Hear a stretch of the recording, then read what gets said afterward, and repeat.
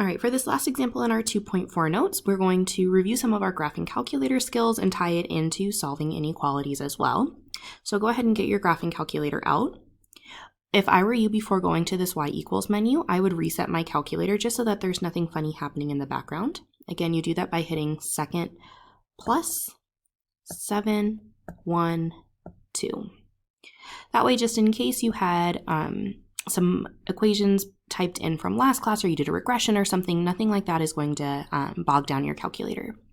Now we're going to go ahead and type in this equation, negative 2.5 x squared minus 3.75 x plus 12.5. I'm going to double check my work just to make sure I have that typed in correctly, and then I'm going to think to myself about what this graph is supposed to look like. I know it's a quadratic, so I'm going to see a parabola. There's a negative in front, which means it's going to be reflected, and I should see a y-intercept somewhere around 12.5. So if I hit graph, I see my parabola go up, come back down, and it looks like my y-intercept is somewhere up here above the number 10, which is good because I wanted it to be 12.5. So to see the rest of this, I'm going to change my window by clicking the window button. And since I need to see further up, I'm going to change the y max to something bigger than 10. Maybe we'll make it 20. Now I'll hit graph again. And this looks like a much better picture of my parabola. So I'm going to go ahead and make a quick sketch of this on my notes. It looked like, holy cow, that was a terrible line. Make your lines look better than mine. That's still a terrible line, but it'll serve its purpose.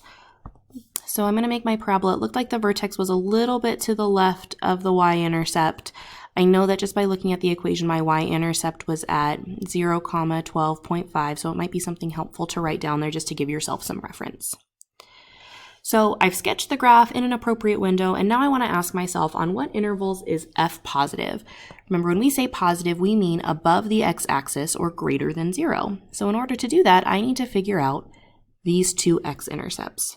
So I'm going to go back to my calculator. To figure out x-intercepts, I hit second trace. Number 2 says 0. I see my cursor, and I play the game where I go a little to the left of the x-intercept. So here's my x-intercept. I go a little to the left, hit enter. I go a little to the right of that same x-intercept, hit enter. I make sure that my x-intercept falls in between those two lines and hit enter one more time. And my first x-intercept I'm going to say is negative 3.108. Negative 3.108, comma 0. I'm going to do the same thing for my other x-intercept. So again, I hit second trace. I select number 2, which says 0. And then I focus on the other x-intercept. So I look a little to the left of that x-intercept, hit enter. A little to the right of that x-intercept, hit enter. And then hit enter one more time. That other x-intercept is 1.608, comma 0. 1.608, comma 0. So it's positive, we can see, for everything bigger than this negative 3.108, but smaller than the 1.608. So we're going to say it's positive for everything in between negative 3.108 and 1.608. The maximum value of f for part C is going to happen way up here at the vertex. So we'll go back, and again, we'll use our second trace, and we will select number 4, which says maximum, and we'll play the exact same game, this time with our vertex. So we'll go a little to the left of the vertex, hit enter, a little to the right of the vertex, hit enter one more time. And I know that my maximum happens when x is negative 0.75, but the highest value is this y value, 13.906. 13.906. Part D is asking for what values of x does f of x equal 10. Since f of x is equal to 10, I know that's a y value, so I'm going to go back to y equals. leave my function in y1, and then in y2, I'm going to type in the value 10, hit graph, and I see that it intersects in 2 different places.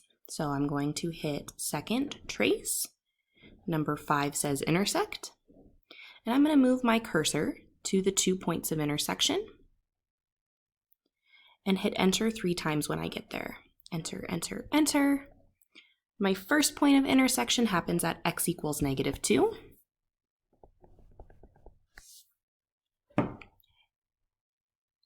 And my second point of intersection, I'll do the same thing, second trace, number 5.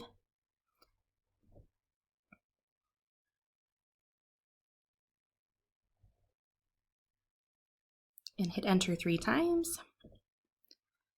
Happens at 0.5.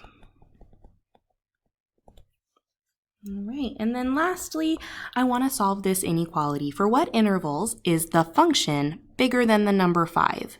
So I'm going to pretend like the number 5 is maybe somewhere right here. And I'm asking, when is the function above that line at 5? So it's very similar to when we found our x-intercepts and said it was anything between those 2 x-intercepts. Now, instead of looking at the x-axis, though, we're just looking at the number 5. So I'll go back to my y equals. I don't need this 10 there anymore, so I'll clear that out, and instead I'll type in the number 5. And I will find the 2 points of intersection to see when this function is above or greater than the number 5. Second trace, 5 for intersect. I'll go over to my first point of intersection and hit enter 3 times. And I get this first point is going to be at -2 point, I forgot the rest of the decimal, 637. And the second point, so let's get our calculator back up, second trace, number 5. Go over to our second point of intersection and hit enter 3 times.